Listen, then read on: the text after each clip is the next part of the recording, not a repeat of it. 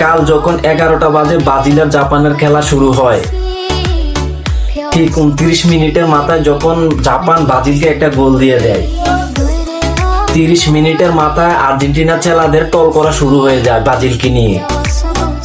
আর যখন ব্রাজিল 56 মিনিটের মাথায় একটা গোল জাপানকে দিয়ে দেয়, আর্জেন্টিনার ছেলেদের ট্রল করা কিছুটা বন্ধ হয়ে যায়।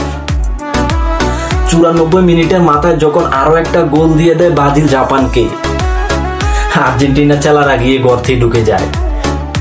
কি আর্জেন্টিনা ছেলেরা রাগ করলা?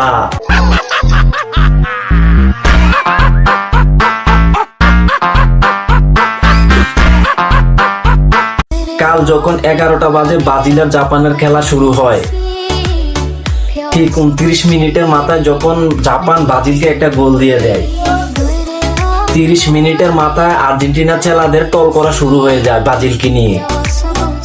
আর যখন ব্রাজিল 56 মিনিটের মাথায় একটা গোল জাপানকে দিয়ে দেয়, আর্জেন্টিনার ছেলেদের ট্রল করা কিছুটা বন্ধ হয়ে যায়।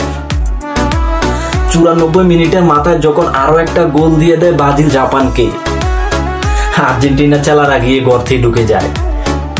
কি আর্জেন্টিনা ছেলেরা রাগ করলা?